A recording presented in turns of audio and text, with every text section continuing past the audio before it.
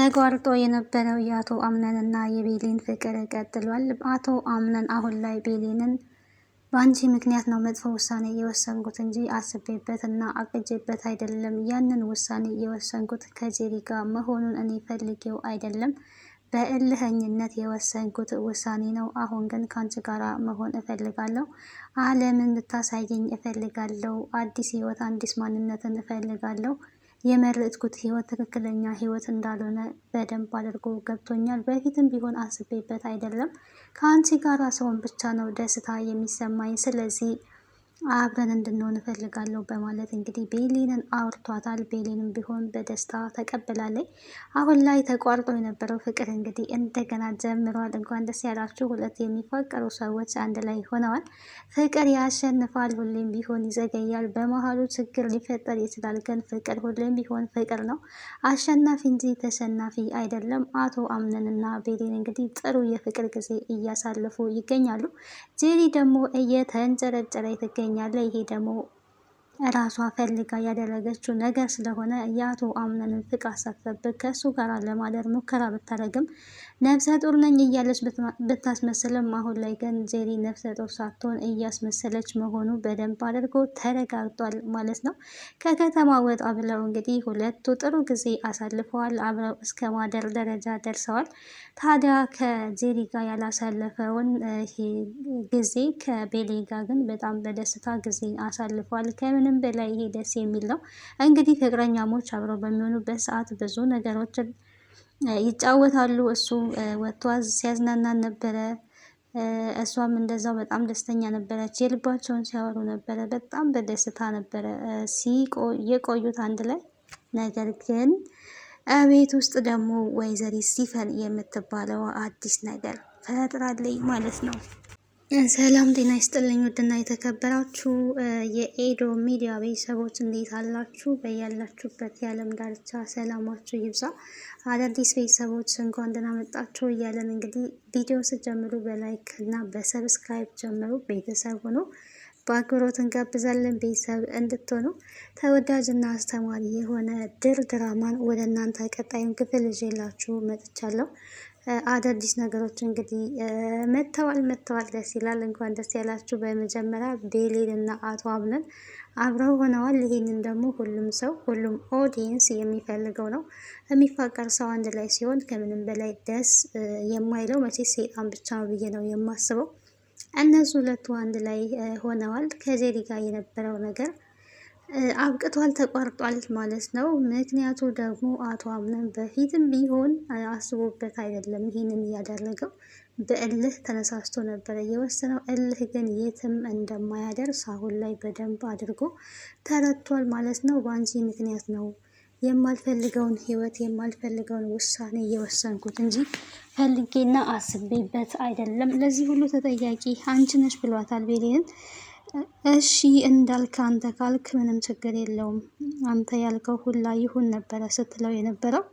የእሱ ፍላጎት መቃወም አልፈለገችም። ሌላኛው እንግዲህ አሁን ላይ ሲፈን ሌላ ተጨማሪ ሰው በማስመጣት እዛ ቤት ያሉትን እያንዳንዱን ሰዎች ለማስወገድ የበለጠ ከበፊቱ አሁን ላይ ጠንከር ብላ እየሰራ ትገኛለች። ተጨማሪ ሰው እንደሚያስፈልጋት እንግዲህ ተረታ። ሙስጠፋ የሚባል ሰው ወደ ቤት አንጥታለች። ሙስጠፋ ዘመዴ ነው ቤተሰቤ ነው ብላ እንግዲህ ሞርዚናን አስተዋውቃታለች። ሞርዚና ግን እንዴት ቤተሰብ የለኝም ዘመድ የለኝም ብለሽ አልነበረም ወይ? ከየት መጣ ነው ስትል የነበረው። የሩቅ ዘመዷ ነኝ፣ ግን እሷ ያለችበትን ሁኔታ ለማየት ነው የመጣሁት፣ የኔ እንግዳ ነው በማለት እሱን ወደ ቤት ቀላቅላለች።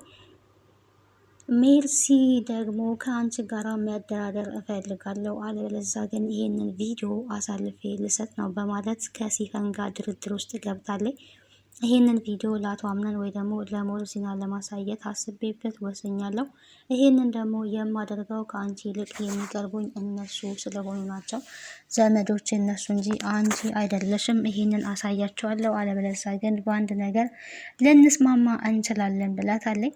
ለምን ይህንን ማድረግ ፈለግሽ? ለሀቅ አትወስኝም ወይ? ከሀቅ ጎን ለምን አትቆሚም ነበረ? ታዲያ የሲፈን ምላሽ ጄሪ ግን ሀቁ ገለሻታል። ይሄንን ለአቶ አምነን ማሳየት ነው። ከዛ በኋላ የሚፈጠረውን እንግዲህ አብረን እናያለን ነበር ስትላት የነበረው። አይ አንቺ በምትይው እስማማለሁ ብላለች። ምንም አማራጭ የላትም። እዛ ቤት ቀጣይ እንግዲህ የምትወገደዋ ሜርሲ እንደሆነች ሁላችንም ሰምተናል። ሜርሲ መወገድ አለባት። እያንዳንዳቸውን በእናቴ ሞት የተሳለቁትን እያንዳንዳቸውን አስወግዳቸዋለሁ እያለች ትገኛለች። ሜርሲ ደግሞ አንደኛ ይህንን ሚስጥር አውቃለች፣ ሲቀጥል ሞርሲና እንድታስወግጃት ትፈልጋለሁ ስላለች ሲፈን እንግዲህ እሷን ለማስወገድ ትፈልጋለች። ምንም ጥያቄ የለውም። ጊዜና ቀን እየጠበቀችላት ነው። አሁን ላይ ግን ታዲያ ሲፈንና ሜርሲ የተግባቡበት ነገር አለ። እሱ ደግሞ ምንድነው? ጄሪንና አቶ አምነንን ለመለያየት የሚል ምክር ሲዶልቱ ሞርዚና ሰምታለች። ሞርዚና ይህንን ከሰማች በኋላ ለጄሪ ነግራታለች። ጄሪ እንግዲህ አሁን ላይ በጣም ተናዳለች። እንዴት ትከዳኛለች? አንድ ቀንም ትከዳኛለች ብዬ አስቤ አላቅም ነበር ብላለች። ሞርዚና ግን ራስሽን ሞርዚና ያለችው ራስሽን ከሜርሲ ልታገይ ይገባል። ከሲፈን ጋር ሲመካከሩበት ሰምቻለሁ። ሁለቱ አንቺንና ልጄ አምነንን ለመለያየት ይፈልጋሉ። አንቺና ልጄ ደግሞ እንድትለያዩ አልፈልግም። ራስሽን ከእሷ ብታርቂና ብትጠብቂ ይሻልሻል። አይሆንም የምትይ ከሆነ ግን የራስሽ ጉዳይ ነው ብላታለች። እንግዲህ ጠንከር ያለ ነገር ነው የምታስተላልፈው። በነገራችን ላይ ሞርሲና አደገኛ ሴት ናት። እያንዳንዱን ነገር ትጠራጠራለች። እዛ ቤት ያለው ነገር ምንድን ነው የሚለው ነገር አዲስ ነገር እንዳለ እያንዳንዱን እየመረመረች ነው የምትገኘው። የተፈጠረውን ነገር ሁላ ለማወቅ ከእህቷ ሞት ጀርባ ያለውን እንደዚሁም ደግሞ ተልኮ የነበረውን እጅ እሱ ራሱ ምን እንደሆነ እያጣራ ትገኛለች። እስካሁን እንግዲህ ባትደርስበትም ግን ምርመራዋን አላቆመችም ማለት ነው። ይህንን እንግዲህ ሰምታ ሰራላችኋለሁ አይነት ነገር ነበር ስትፎክር የነበረው። ሁለቱ በእነሱ ቤት ክላስ ዘግተው ነው ሲያወሩ የነበረው። ያልተሰሙ መስሏቸዋል። ግን ሞርዚና ሰምታ እንዳልሰማ ጸጥ ነው ያለችው። አንዳንድ ጊዜ ያው ይሄንን ለምን አላችሁ ብላ ብትናገር ወይ ከፍታ ብትገባባቸው ምንም አይነት ወይ ሊክዱ ይችላሉ ወይ ደንግጠው ዝም ሊሉ ይችላሉ እንጂ ሌላ ምንም የምታደርጋቸው ነገር የለም። ግን አሁን ላይ እዚህ ቤት ሜርሲ ለምን መጣች? ባሏንስ እየተታመጣች የታደረገችው ባሏ ሴት ነው እያለች ሜርሲ ላይ እጅጉን ትኩረት አድርጋለች። ቃል የአቶ አምነን ባልደረባ የስራ ባልደረባ እሱም እንዲከታተላቸው ሴቶቹን ልትከታተላቸው ይገባል። እዚህ ቤት ሜርሲ ራሱ ለምን መጣች? የሆነ ከጀርባዋ የሆነ ሴራ እንዳለ ይሰማኛል። ልናቅ ይገባል። እዚህ ቤት የመጡ ሰዎች ሁላ የእህቴን ቤት ለመበጥበጥ ልጇን ችግር ላይ ለመጣል እንጂ ለሰላም የመጣ አንድ ሰውም የለም በማለት ተናግራለች ማለት ነው። ሌላኛው እንግዲህ ጄሪ እና ሙስጠፋ ይታወቃሉ። ሁለቱ ሲተያዩ ደንግጠዋል። እንግዲህ ጄሪ እና ሙስጠፋ ከዚህ በፊት በደንብ የሚተዋወቁበት ነገር እንዳላቸው ምንም ጥርጥር የለውም። ይሄ ደግሞ ሁለቱንም አስደንግጧቸዋል። እዚህ ጋር እንግዲህ ጄሪ እየመሰረተች ያለችው ህይወት የማስመሰል ህይወት ነው። ያም ደግሞ አልተሳካም።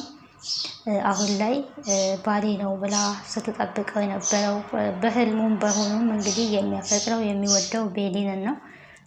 ተደጋጋሚ ተኝቶም ቤሊን ቤሊን ቤሊን ቤሊን ሲል ነበረ። እቅዷ እንግዲህ አልተሳካለትም። እዛ ቤት የገባችው የአቶ አምነንን ንብረት የራሷ ለማድረግ እንጂ በፍቅር አይደለም። ቤሊን ደግሞ እንግዲህ አቶ አምነን ሲያዘን ታዝናለች፣ ሲከፋ ትከፋለች። ሁሌ ራሱን እንዲጠብቅ ትነግረዋለች። እሷ ከንብረት የጸዳች ንብረት የማትፈልግ በፍቅር ብቻ የምታምን የእሱን መጎዳትና መከፋት የማትፈልግ ራስን መጠበቅ አለብህ እያለች ሁልጊዜ ነው የምትነግረው። እና በዛ ላይ ስትናገር ለጋ ብላ የምትናገር አስተዋይ የሆነች ሴት ናት። ታዲያ አቶ አምነንም ወደኋላ ተመልሶ የእናቱን ምክር አዳምጦ ልጄ ልብህን ልታዳመጥ ይገባል። ሁሌም ቢሆን ልብ የሚልህ ነገር ላይ ነው መወሰን ያለብህ እንጂ ዝም ብለህ በስሜታዊ አትወስን ብለዋለች። እውነት ለመናገር በስሜታዊነት መወሰን ለህይወት ትልቁ ዋጋ የሚያስከፍል ነገር ነው። አቶ አምነንም እንግዲህ የወስኖ የገባበት ህይወት አላስደሰተው። በስነ ስርዓት እንኳን ከጄሪ ጋር አያወራም። እውነት ለመናገር ከቤሌን ጋር ግን ራሱ ክፍሏ ድረስ ሄዶ ይሄን ሁሉ ነገር አስባበት አይደለም ስለምትወደኝ ነው ብሎ እንግዲህ አስቦበት አሁን ላይ ውሳኔ ላይ ደርሷል። ትክክለኛ ውሳኔ ደርሷል። ውሳኔ ላይ ደርሷል። ያው ፈተናዎች ይኖራሉ፣ ምንም ጥያቄ የለውም። ግን ሁሌም ቢሆን በር በሳት እንደሚፈተን የእነሱ ፍቅርም ውጣ ውረድና ፈተና ቢበዛበት ጥሩ ደረጃ እንደሚደርስ እንግዲህ ተስፋ እናደርጋለን።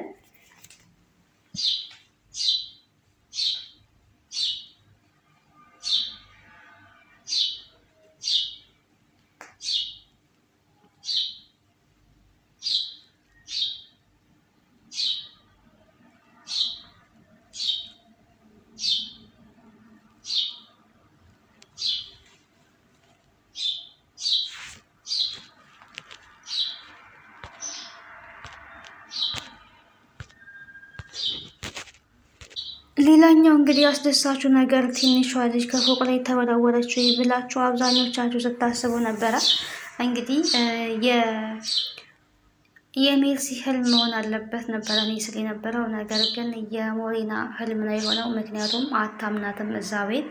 ሜርሲን በጭራሽ ነው የማታምናት። የሆነ ነገር ታደርጋታለች፣ ልጄን የሆነ ነገር ይደርስባታል እያለች ታስብ ስለነበረ በህልሟ የሆነ ነገር ነው።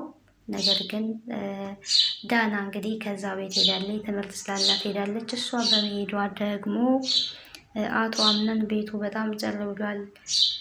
ባዶነት ስሜት ነው የተሰማኝ እሷ ስለሄደች ነበረ እያለ የነበረው። ትምህርት ስላላት ነው ሄደችው። አስፈላጊ ከሆነ ልጄ ትመጣለች ብለዋለች። እንግዲህ እዛ ቤት ውስጥ ሜርሲ ከልጅ ጋራ በጣም ነው የተያያዙት የነበረው። ፍሪዝ ፍሪዝ እያለች እያቃጠለቻት ነበረ። ያው ሄዳላታለች። በዚህ ደግሞ እሷ እጅጉን በጣም ተደስታለች፣ ደስተኛ ሆናለች ማለት ነው አሁን ላይ።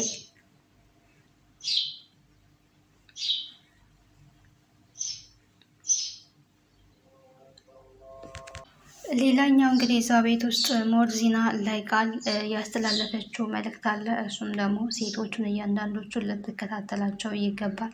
እዚህ ቤት የገቡ ሴቶች ሁላ ምናቸውም ደስ አላለኝም። ሜርሲ ደግሞ በዚህ ፍጥነት እንዴት ከሴቶቹ ልትግባባ ቻለች? የሆነ እቅድና አላማ አላት። ምኗም ደስ አላለኝም እያለች እንግዲህ እየተናገረች ነበረ። እውነት ነው፣ አውቃለች። በቃ ሞርዚና በጣም ጀግና ናት።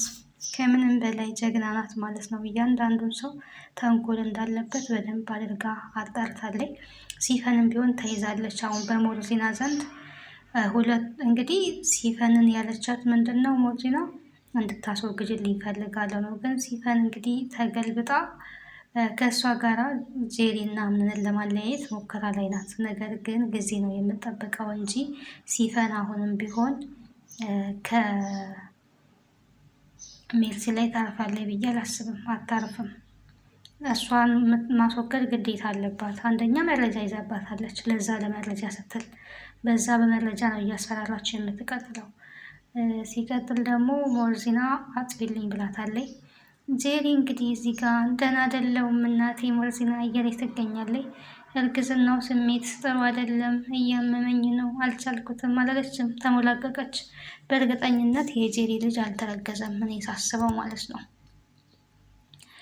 እዚህ ጋር እንግዲህ ጄሪ ከሜርሲ ተጠራቂ ተብያለሁ ብላ ሄዳ ተናግራለች። ሚስጥር አትይዝም በነገራችን ላይ ባህሪዋ የህፃን ልጅ ባህሪ ይመስለኛል።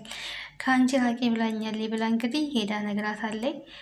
ሜርሲ ደግሞ እና ከኔ የራቅሽ አስመስለሽ እሷን መቀራረብ አለብሽ ነው ያለቻት።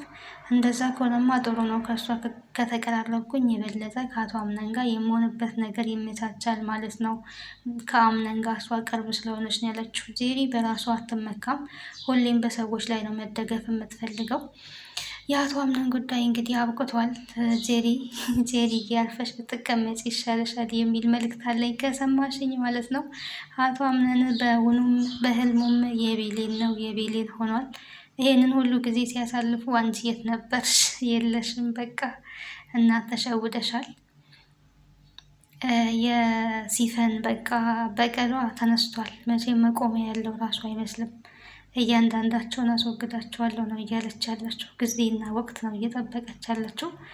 እዛ ቤት ውስጥ እንግዲህ አደገኛ መርዟ እሷ ናት። በቀጣይ እንግዲህ ምን ይፈጠራል የሚለውን አብረን የምናይ ይሆናል። የሙስጠፋና የጄሪ ነገር ግን አሳሳቢና አስጊ ነገር ነው። የኔ እንግዳ ነው ብላ ብታመጣም ሌላ አዲስ ታሪክ ይዞ ነው እንግዲህ የመጣው ማለት ነው ሙስጠፋ። ሁለቱ ተፋጠዋል። ያለፈ ኬዝ ይኖራቸዋል ወይ በሆነ ወንጀል ወይ ደግሞ በፍቅር ብቻ የሆነ ቦታ ላይ እንደሚተዋወቁ ምንም አይነት እንትን የለም ማለት ነው። ምንም ጥርጥር የለኝም። ሁለቱም ደንግጠዋል። ደህና ቆዩ። ለዛሬ እኔ በዚህ እጨርሳለሁ። ግን ከድር ድራማ ምን ተማራችሁ? ቤሌን እና አቶ አምነን አብረው ስለሆኑ ደስ እንዳላችሁ ተስፋ አደርጋለሁ። የሚዋደዱ ሰዎች አብረው ሲሆኑ መቼስ የማይደሰት ሰው አለ ብዬ አላስብም። ሁሉም ሰው ይደሰታል። ሞርዚናስ በቤሌን እና በአቶ አምነን ግንኙነት ምን ትላለች? ትቀበለዋለች ወይስ አትቀበለውም ነው? ወይስ ልጅ ምን ሆነክ ነው እዚህ ጋር ጄሪ እያለች ስለው ይሆን? እንደዛ ብትለውም ግን የምወዳት የማፈቅራት ቤሌንን ነው ብሎ ይመልስላታል።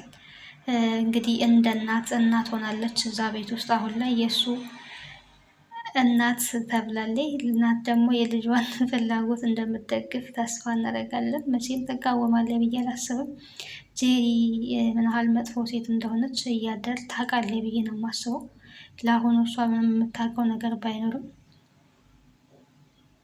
ጄሪ ለንብረት ብላ እንደገባች እዛ ቤት ካስተዋለች ነቅላና መንቅላ ነው የምታወጣት ማለት ነው።